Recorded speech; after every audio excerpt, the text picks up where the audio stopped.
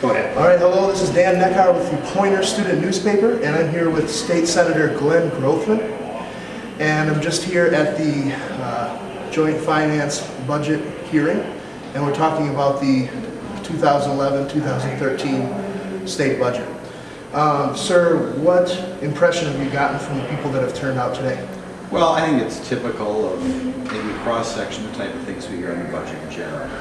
Whenever you deal with a budget, the people who disproportionately contact you are people who are getting something from the government. Okay. And you have to remember that.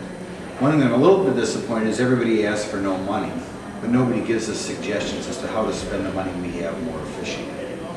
And I think, for example, in the schools, the amount that each school district around the state spends varies a great deal. And I think it would have been more helpful to hear from people, as far as how we can make the less efficient districts spend like the more efficient districts.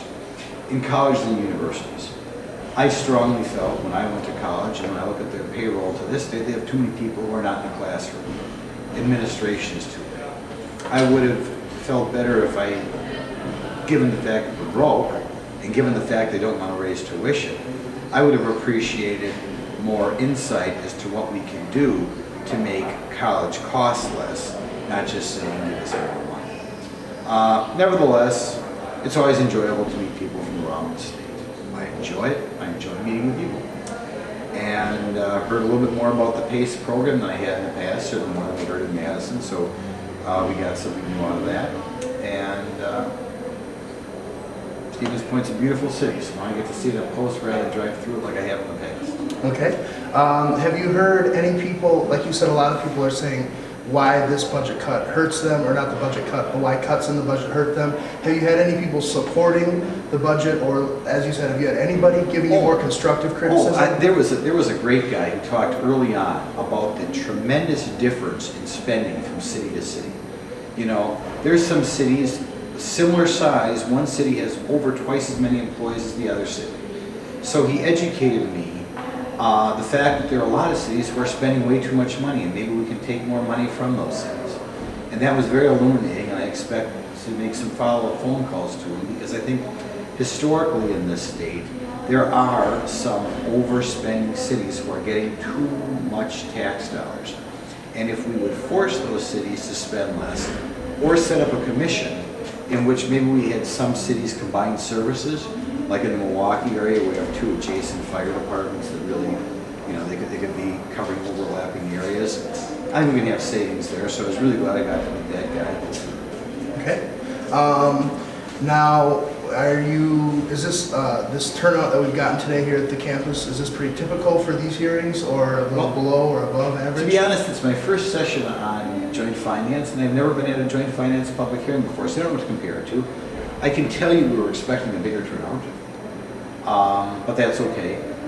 Tomorrow we're going to be in Superior for, I suppose, a very similar hearing to this one. And then next week we're going to be going to either Appleton or Neenah, and then the State Fair Park. Okay. I've heard some criticism of you today, and someone directed something at you about you using your telephone during the speakers. I know you're here all day. Can you tell me when you justify using the telephone? Well, if you're here for an 8-hour hearing, you know, I think it's almost irresponsible, given the number of people who want to talk to us, not to see what people have to tell you or contact you. And I think most people in today's world, unless you're just predisposed to dislike someone, you understand when someone's at a hearing for 8 hours in a row. Just like right now, when I stepped out to talk to you, I don't consider it a waste of time to talk to someone from the Pointer newspaper. But there might be somebody who's just predisposed to dislike Republicans when I return out there is going to say, you don't care about me because you stepped back for a second. But I think if I'm in Stevens Point, at the UW Stevens Point campus, and a reporter for the Stevens Point newspaper wants to talk to me, I don't consider that a waste of my time. But I obviously missed one of the, I'm sure well over 100, maybe hundreds of speakers today to talk to you, and they might be upset, but there's only so much time to go around, and I don't waste time. You just have to try to communicate with as many different people as possible. Okay. One last question I wanted to ask. There was a comment you made on a cable news network that got a lot of attention directed to you, and you referred to some of the protesters to the budget repair bill as slobs. And I just wanted to ask if you could clarify that, or? Sure, I think it was entirely taken out of context. Okay. First of all, I was maybe under a little bit of pressure when that interview was given. I'd just been chased around the Capitol by an angry mob. And at the time the interview was given, I had an angry mob screaming as loud as they could about 10 feet behind me. But the question was posed as to whether or not we should in essence close the Capitol at night. And that was the first day in which any effort was made to restrict access to the Capitol at night. Normally the Capitol shuts down every day at 6. But for quite a while we had hundreds of people staying overnight in the Capitol, kind of using it as a campground, so that people could not tour the Capitol as they normally can. They banged drums so you couldn't talk in the Capitol the way you normally can. They made a general mess of things, and obviously we're trying to prevent people from using the Capitol. So I didn't refer to all the protesters as slobs, and anybody who says I did is intentionally misconstruing my words. However, should we have allowed hundreds of people to enter the Capitol at 5 or 5:30, knowing full well that those people were going to do something that is normally considered illegal, stay in the Capitol overnight? When I was asked why we shouldn't, I used the word slobs because that is kind of the way they behave. You know, when people came there in the morning, you'd have to kind of navigate your way around their air mattresses or sleeping bags. You create a situation that school groups that normally tour the Capitol were not able to tour the Capitol. It was entirely inappropriate behavior. But that was a small fraction of the protesters. But to use that word to describe the people who used the Capitol inappropriately for a week, I don't think it was an entirely inappropriate use of the word. Maybe other way of using it, but okay. If you see the way that looked. I know I said that was my last question. Overall, the tone of all the activity that was there, would you say it was civil, or how would you describe it in Well, a short way? I'll tell you. I was pretty liberal until I was 20 years old. So I always had a soft spot for liberals because I was liberal until I was 20 years old. And I think most of the people I enjoyed dealing with, enjoyed bantering with. On the other hand, there was a minority, and a larger minority on this issue than any issue I've seen before, who was upset. I've received more phone calls in the middle of the night on this issue than my other 16 years or 17 years in Madison combined.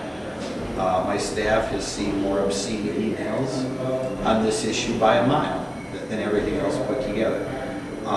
There have been several people who approached me in the Capitol who clearly wanted a physical confrontation that I wouldn't give them. So, you do have people on one side of this issue that are behaving inappropriately, and more so than the average issue. I've been in Madison for quite a while, dealing with a lot of emotional issues. But as far as people who are kind of a little over the top, there's more people over the top. And I like most of them. Like I said, I was a UW-Madison college student once myself, didn't participate in protests, but was very liberal. So I have sympathy for people who have that opinion, and I'm always hopeful they'll change their opinion, just like I changed mine.